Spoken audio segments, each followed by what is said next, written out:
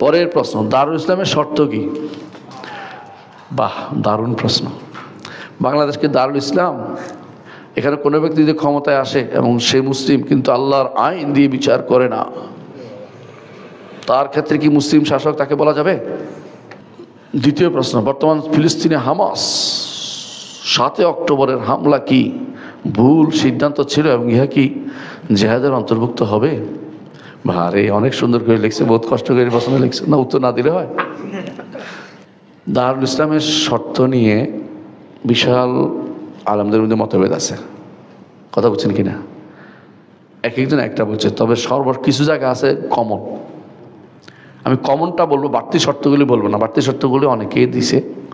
আপনি যেটা বলছেন যে ইসলামী আইন প্রতিষ্ঠা থাকতে হবে, এটা একটা বাড়তি শর্ত, এটা আছে, নাই আমি বলছি না, কিন্তু এটা বাড়তি শর্ত মানে কি? ধরেন কিছু জায়গা তো অনেকেই অনেকগুলি বলছে, কিছু জায়গা তো কমন আছে, আছে না? তো কমন শর্ত হচ্ছে যেটা, এটা আগে শোনেন। কমন শর্ত হচ্ছে এটা, ইসলামের প্রকাশ্য যে নিদর্শনগুলি আছে এগুলি প্রতিষ্ঠিত থাকতে হবে। যেমন কি আযান, একামত, ঈদের নামাজ, জুমার নামাজ, বুঝলেন? এগুলি প্রকাশ্য জিনিস। তাকবীর দেওয়ার সুযোগ, এগুলি প্রকাশ্য জিনিস। তাসবিহ দেওয়ার সুযোগ, মেয়েদেরকে পর্দার কথা বলার সুযোগ, ছেলেদেরকে ঈমানের কথা বলার সুযোগ, বুঝছেন? এগুলি যে দেশে থাকবে এগুলো দারুল ইসলাম, কথা বুঝছেন?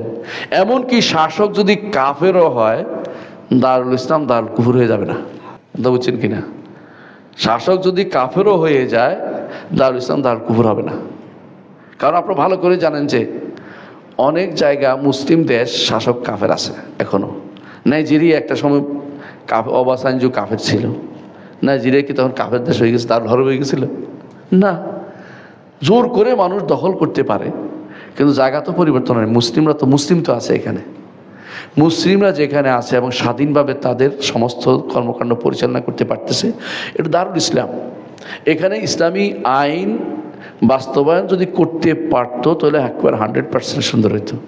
ইসলামী আইন অনেক জায়গাতে এখন প্রতিষ্ঠিত নয়, বিশ্বের কোনো দেশ নেই। সব কি দারুল হরব বলবেন?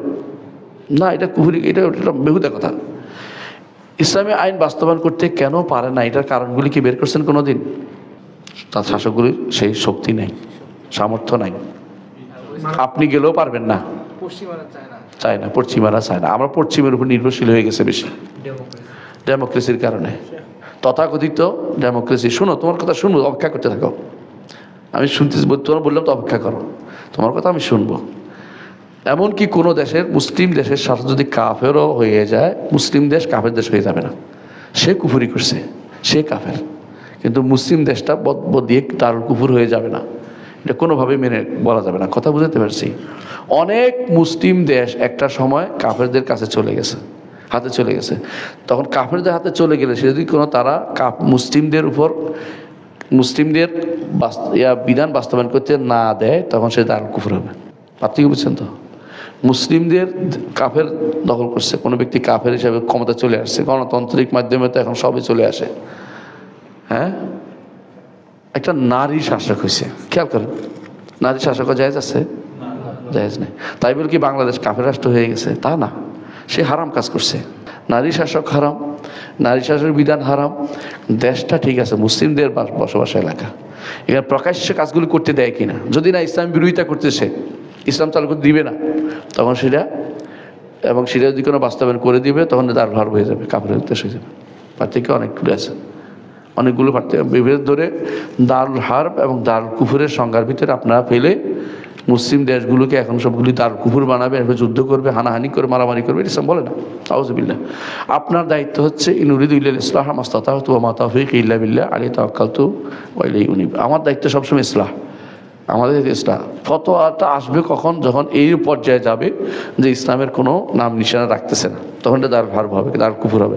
কখনো কোনো মুসলিম দেশ দারুল কুফর হতে পারে, কখনো কোনো কাফের দেশও দারুল ইসলাম হয়ে যায়। দখল করলে আমরা ইসলামের অনুশাসন চালাইতে পারি, দারুল ইসলাম হয়ে যাবে। আপনি আশ্চর্য হবেন, কোনো দেশ ভিতরে মানুষ মুসলিম হয়ে গেছে, অনেক দেশ এরকম হয়, ভিতরে মানুষ মুসলিম হয়ে গেছে, তখন দারুল ইসলাম হয়ে যাবে এটা আবার। কিন্তু শাসকের দেখেই সবসময় দারুল ইসলাম দারুল কুফর নির্ধারিত হবে না, এটা ঠিক করেন না, এটা ঠিক না, এই পদ্ধতি ঠিক না। আব্দুল আজিজ দেহলভির সময় কারা শাসক ছিল? ইংরেজরা। আমাদের দেশে ইসলামিক বিধান চলতে পারতো? আমরা তো অনেক কিছুই করতে পারতাম না। ভারতে এখন দারুল হার্ব, কোনো সন্দেহ নেই। ভারতে একসময় দারুল ইসলাম ছিল, যখন আমরা আজান দিতে পারতাম, নামাজ দিতে পারতাম, কোরবানি করতে পারতাম। ভারতের কোনো কোনো এলাকা দারুল ইসলাম আছে, যেমন কেরালা, যেখানে ইসলামিক প্রকাশ্য নিদর্শনগুলি থাকবে, দারুল ইসলাম, ইসলামের ইসলাম। আর যেখানে প্রকাশ্য নিদর্শনগুলো থাকবে না, যেগুলো ক্ষমতার কারণে প্রচার করতে হয়, সেখানে আপনার দারুল কুফর হয়ে যাবে না। এটা ভুল ধারণা। আপনাকে সেখানে চেষ্টা করতে হবে ভালো করার, কিন্তু দারুল কুফর বলতে পারবেন না, বুঝছেন?